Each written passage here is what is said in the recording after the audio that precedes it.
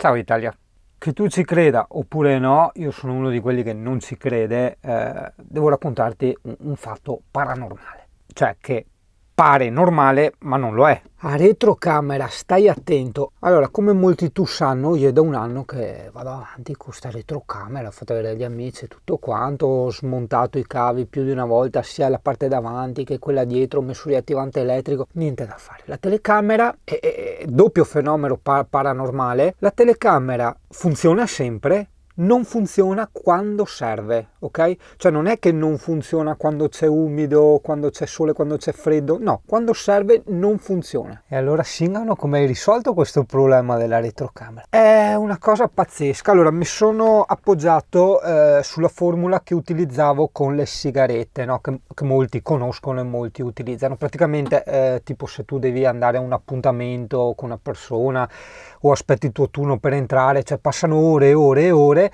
basta che ti accendi la sigaretta e dopo un tiro o due è già il tuo turno, devi entrare e butti via la sigaretta. I fumatori conoscono questo trucco paranormale. Per quanto riguarda la retrocamera invece, stai attento, prima ti faccio vedere. Guarda, la maledetta, attento, tac, occhio, occhio, occhio, cioè, ecco, vedi, funziona.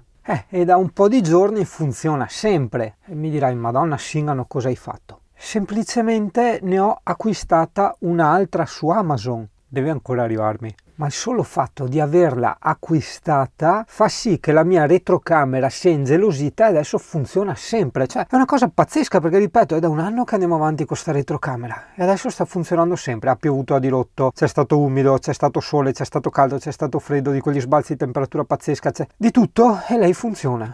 Sempre. Beh, tu mi dirai, Singano, dovresti essere contento? Sì, no, beh, per essere contento sono contento, sono un po' turbato da questo fenomeno paranormale. Pare normale. CP, ma a te pare normale sta roba? No? Vedi, anche il CP è un po' timoroso, vedi? È un po', guarda che scenate che fa ogni volta. Sembra che ti bastono, cane, porca miseria. E poi basta dirti, va, che c'è il gatto e basta, cambia tutto. Io ho visto un gatto. Tu hai visto il gatto? Perché è pieno di gatto qua, sai? Tanti gatto, quintali di gatto, quantità considerevoli di gatto. Mamma mia, non esco con sta grafica. Si vede che non sono motivato. Problemi da vecchi, il mal di schiena qua, mamma mia, con l'umido ogni volta è una roba pazzesca. E che qua in palude come fai? Cioè, veramente, se io non avessi la lescia, veramente emigrerei, prendo sul cane e vado via. Cioè, ovvio, è quello che dovevo fare. Vabbè, parliamo d'altro, invece, parliamo di come a volte, no? Uno magari si scervella per fare una cosa che può sembrare impossibile o complicata, ingegnosa, eccetera, e a volte basta una sciocchezza per far cadere tutti i problemi e trovare subito la situazione, avercela subito così davanti agli occhi. Di cosa sto parlando? Ti ricordi che, forse non l'ho detto, comunque da tantissimo tempo che vado avanti con questi problemi, diciamo, di postura in questa dinette perché è troppo morbida e la seduta è troppo lunga, ok? Quindi sì, l'ho già detto. Quindi, avendo io le gambine corte, ho problemi di seduta, quindi sia sprofondavo che tenevo sempre i muscoli tesi, no? Perché quando una cosa è troppo morbida tu sei teso per mantenere l'equilibrio, no? In più non riuscivo a mettere bene le gambe, no? Perché appunto era troppo profonda la seduta, in più non arrivavo alla schiena. Che cosa ho fatto? Cioè sì, è assurdo. Nulla di più semplice. Cioè, semplicemente ho alzato la seduta, che è ultra morbidissima, esageratamente morbida. In questo modo ho ben 3 vantaggi. 3, stai attento. Innanzitutto, essendo più basso, tengo il collo più dritto per vedere meglio il monitor, no? Ok? Quindi non guardo più verso l'alto, ma guardo dritto perché adesso il tavolo è più alto, no? E questa è una cosa. Anzi, no, 4 vantaggi. Aspetta. Seconda cosa, finalmente ho la famosa sedia dura che tanto desideravo, e famose careghe di una volta, si dice da noi, ok? In più ringraziamo Pulmin che è molto massiccio perché tipo su Scarosso avevo un foglio di compensato, se mi siedevo di peso lo sfondavo. Qua invece no, il legno bello spesso e duro, posso sedermi tranquillamente. Punto numero 3, vedi lo spazio si è decisamente ridotto, quindi con le ginocchia mi appoggio perfettamente. E punto numero 4, non devo più andare a prendere dei cuscini dietro per appoggiare appoggiare la schiena, perché non solo la seduta è più corta, ma adesso questo qua va qua, quindi non è che devo prenderlo, spostarlo da un'altra parte, semplicemente lo alzo. Ripeto, sembrano cacchiate, par una cacchiata, però vedi a volte, cioè bastava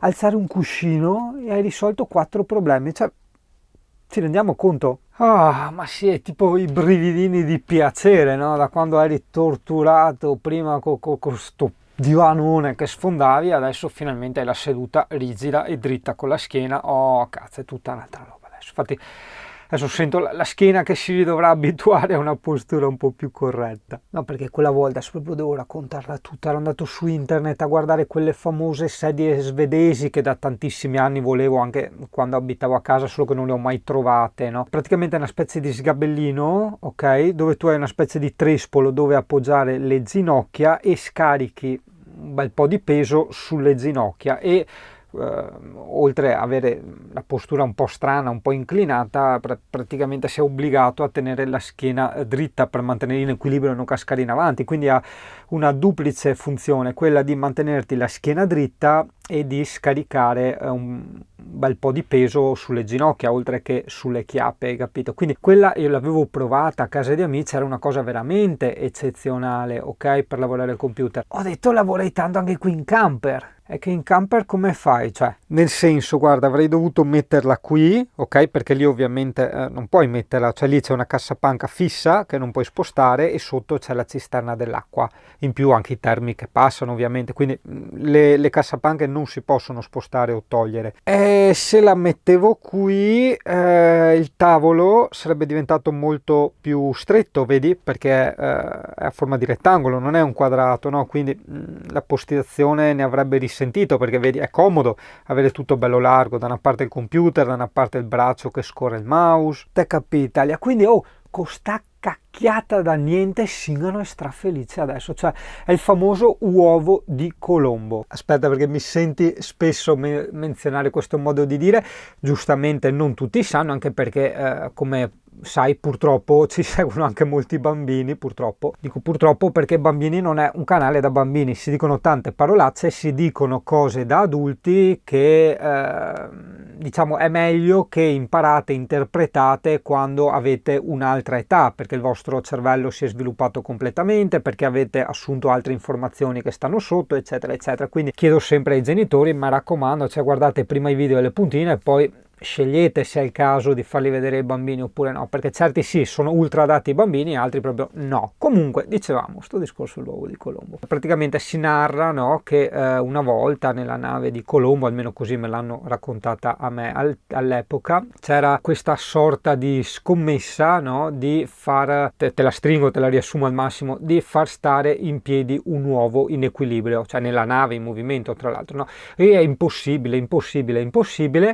Arriva Colombo, prende questo uovo, lo sbatte un po' forte nel tavolo e sbattendolo quest'uovo si è rotto il culo, no? Cioè, non era più rotondo sotto perché schiacciandosi, hai capito? E quindi l'uovo stava in piedi, ecco lì il famoso uovo di Colombo, cioè vedi, a volte una cosa tanto semplice, cioè l'uovo non sta in piedi, basta schiacciargli un attimo il culo e sta in piedi, cioè hai capito? Quindi non bisogna avere sempre il paraocchi nelle cose, cioè quella cosa così è, così deve essere, ma anche semplificare e soprattutto inventarsi, provarsi delle soluzioni che vanno fuori dagli schemi, quale ad esempio il spaccare il culo all'uovo di Colombo.